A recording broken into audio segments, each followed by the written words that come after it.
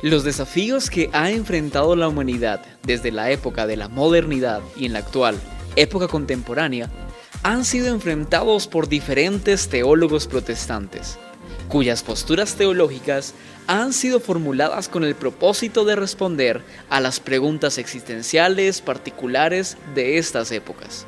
Bienvenidas y bienvenidos a Hablemos de Teología Contemporánea.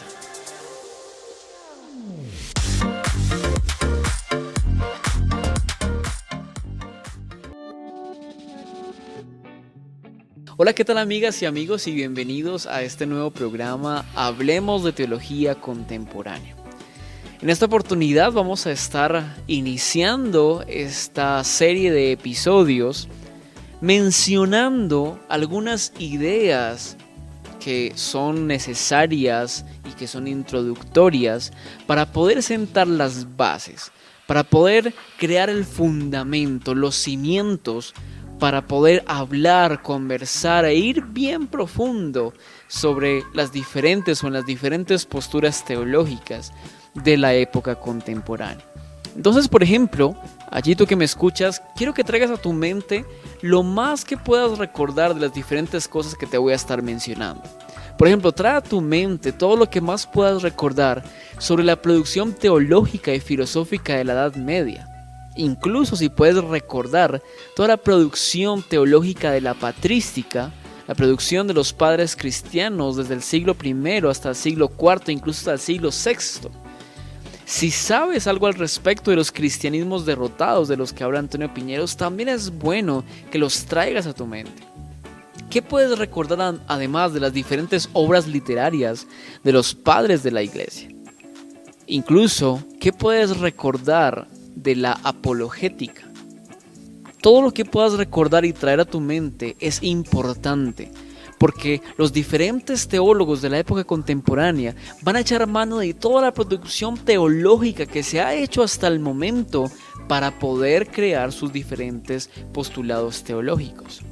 Por ejemplo, incluso si hablamos de la diferencia entre deísmo y teísmo, esa diferencia es importante tenerla en cuenta en lo que vamos a estar hablando, entendiendo al deísmo como esta creencia un tanto más racional, no en cuanto a fe, sino en cuanto a racionalidad sobre la divinidad, comparándola o poniéndola en contraste con el teísmo, que es una creencia de la intervención de Dios en la naturaleza, en el universo, donde Dios juega un rol ordenador en la creación. Un momento que es considerado vital y que es considerado un momento clave para el inicio de la teología contemporánea, definitivamente son los postulados, o es el momento en que Kant hace su propuesta tanto filosófica como teológica. Por ejemplo, Kant va a decir que hay que hacer lo correcto, y esto es lo moral. Esto, de alguna forma, es una decisión y una acción racional. Justamente de Kant surge el criticismo, que es un análisis muy crítico de la vida, de la forma de vida, a partir de la racionalidad. Él propone entonces que el ser humano debe vivir una vida moral, una vida correcta, pero sin Dios, en ausencia de Dios, dirigida exclusivamente por la razón humana. Entonces, esta propuesta de Kant va a representar un giro en la filosofía y obviamente en la teología, porque su moral es una invitación a actuar de tal forma que la forma en la que actuemos sea digna de ser imitada por otras personas. Kant lo llamará que sea un principio absoluto, que mi forma de vivir, mi conducta, sea tan alta que otros quieran imitarla por el hecho de que no afecta, no daña a otras personas ni a mí mismo. En ese sentido en que Kant habla de cómo se puede construir una forma de vida a partir del análisis de una crítica racional de la vida, Hegel dirá entonces que todo lo real es racional y todo lo racional es real.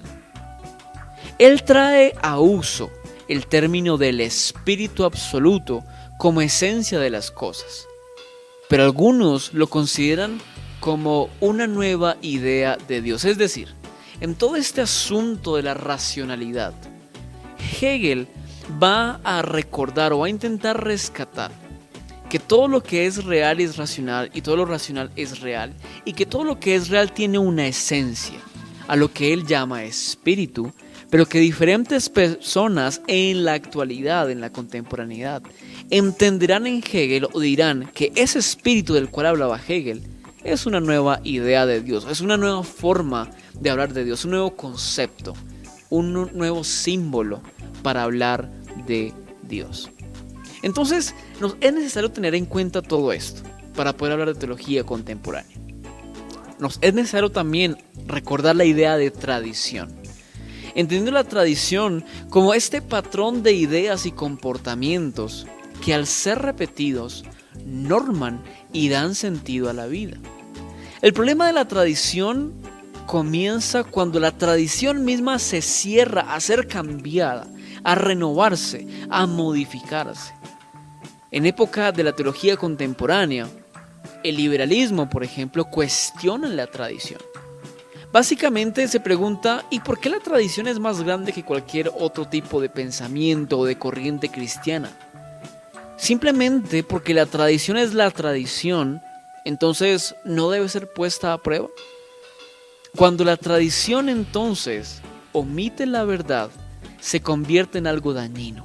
Cuando la tradición se cierra a la oportunidad y la posibilidad de renovarse, de modificarse según los tiempos y la forma de pensar, y se cierra a tal punto de que censura a cualquier persona que quiera o intente cuestionarla, entonces la tradición se vuelve en algo dañino. Y nos es necesario tener esto en cuenta porque los teólogos de la época contemporánea van a hacer una gran labor en ese sentido, cuestionando, dudando de la tradición, y no con la intención de asesinarla, sino con la intención de entender por qué creemos lo que creemos, y con la intención de quitar a un lado todos los dogmas y doctrinas que simplemente están ahí por cuestión tradicional y que ya no están respondiendo a las diferentes preguntas tan difíciles que la época contemporánea está trayendo. También nos es necesario hablar del mito.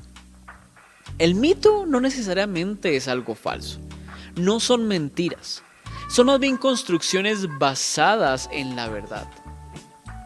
Son una construcción, son unas invenciones que existen porque han sido creadas con un significado, donde lo que importa, lo que es necesario rescatar del mito, es lo que ese mito significa, su significado, el símbolo, la enseñanza que tiene para las personas. El mito entonces es como un tesoro que esconde una lección, una enseñanza.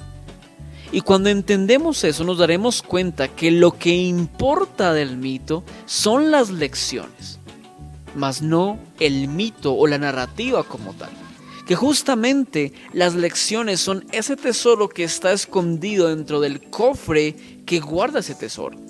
Cuando se encuentra un tesoro, no nos detenemos a pensar o a idolatrar, a alabar, a rescatar el cofre que guarda el tesoro, sino justamente el tesoro mismo que está resguardado dentro del cofre. Entonces el mito es ese cofre que guarda un tesoro. Y el tesoro que guarda el cofre del mito es justamente una lección, una enseñanza, un símbolo que da significado a la vida misma. Por ejemplo, y aquí haciendo una pequeña aproximación a las diferentes posturas que van a aparecer en la época contemporánea, es que la historia, la narrativa, la redacción de la historia de la creación, del Génesis, realmente no pretende decir en cuántos días fue que se creó todo, sino que realmente pretende decir que Dios es el creador. Algunas posturas un poco más críticas dirán que el propósito de la historia del Génesis es simplemente avalar la existencia y la obediencia al sábado. Entonces, realmente la narrativa del Génesis, según los teólogos de la época contemporánea, lo que pretende es simplemente enseñar algo. No debemos fijarnos en los detalles de la narrativa como tal, sino enfocarnos en el objetivo, en el tesoro, en la lección, en la enseñanza que contiene este mito. Por ejemplo, también la historia de Isaac, cuando Dios le pide a Abraham que presente a su hijo Isaac como una ofrenda, como un sacrificio. Pero realmente, para algunos teólogos de la época contemporánea, esta narrativa del sacrificio de Isaac, donde Dios al final detiene a Abraham de sacrificar a su hijo, lo que quiere decir, o al menos lo que entienden, es que Dios, Jehová, el Dios de los judíos, no era un Dios que aceptaba sacrificios humanos. El problema, o el desafío, el riesgo de los mitos, tales como los que hemos mencionado hasta el momento, es que cuando los hacemos literales, cuando los leemos de una forma literal, perdemos su significado. Justamente por eso es que Bullman, y más adelante lo veremos, es que él invita a la desmitologización de la Biblia. No porque él pretenda poner en tela de duda todo lo que está en la Biblia, no porque él pretenda asesinar o atacar la fe cristiana, sino porque él quiere que como cristianos volvamos a lo esencial, al propósito con el cual ese mito fue enseñado de generación en generación, a esa lección, a esa enseñanza que se ha perdido en el transcurso del tiempo, pero que definitivamente es un mensaje que viene de parte del corazón de Dios para la humanidad. También, para continuar hablando de estos temas que van a ser la base, el sustento de toda la producción teológica de la época contemporánea, nos es necesario recordar al menos las posturas del liberalismo, ¿sí? Que es una tendencia, es un movimiento teológico que es particular de esta época y que va a ser vital, ¿no? Va a ser vital para toda la producción literaria, teológica de esta época. El liberalismo entonces va a decir que su origen, su base, su fundamento está en la idea de la libertad. Es una corriente de pensamiento que busca la libertad, pero el tipo de liberalismo o la diferente característica o las diferentes identidades que van a tener los diferentes liberalismos dependerán de las diferentes ideas de la libertad de las cuales se partan, de las cuales se establezca el inicio de la discusión y de la creación de cada propuesta liberal. El liberalismo, por ejemplo, en el diccionario aparecerá como el intento por ampliar la libertad de un individuo. Pero la libertad podría tener asimismo un límite. La libertad tiene el límite cuando se encuentra con la libertad de otro individuo. Por ejemplo, según el relato bíblico, cuando Israel salió de Egipto y dejaron de ser esclavos, no supieron manejar su libertad.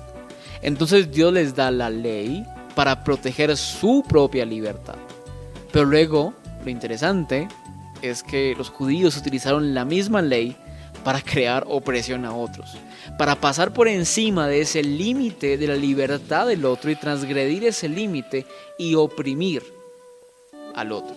Se pasó por encima de la libertad y la capacidad de elegir de la otra persona, simplemente para oprimirlo y para poder cumplir con los intereses personales, ¿no es cierto? Entonces la teología contemporánea, aunque es considerada liberal, no es liberal. Es de alguna forma opuesta al liberalismo. Lo interesante de la teología contemporánea es que en momentos y algunos teólogos llegan a atacar tanto al liberalismo que justamente caen en las mismas acciones del liberalismo. Para la licenciada, la profesora Esther Darrocha, las tradiciones es la fe viva de los que ya están muertos. Pero el tradicionalismo es diferente. Es la fe muerta de los que están vivos. Entonces, el problema del liberalismo es que es extremista. Es que los vivos perpetúan y imponen una fe muerta, una fe tradicional sin sentido alguno. Llegan a un punto muy radical. No buscan conciliar. pierden lo hermoso de la tradición, que es justamente recordar y mantener viva esa fe de aquellos que ya han fallecido, sino que se cierran a unas doctrinas y a unas ideas de fe que ya están muertas, pero que simplemente por el hecho de ser tradición, los que están vivos las mantienen de una forma hermética, cerrada, estructurada e inamovible, cuyo radicalismo es lo que lleva a generar más problemas. Entonces, estos son los inicios, las ideas básicas y bases para poder comenzar a hablar de la teología contemporánea. Entonces, con esto en mente, vamos a comenzar en los próximos episodios a desarrollar las diferentes propuestas teológicas de los diferentes teólogos de la época contemporánea. Gracias por estar conmigo en este episodio y espero que hayas podido traer a tu mente todo lo que hemos hablado y que estas ideas iniciales hayan podido quedar claras para poder entrar a discutir sobre los diferentes teólogos contemporáneos. Nos vemos en el próximo episodio de Hablemos de Teología Contemporánea. Chao, chao.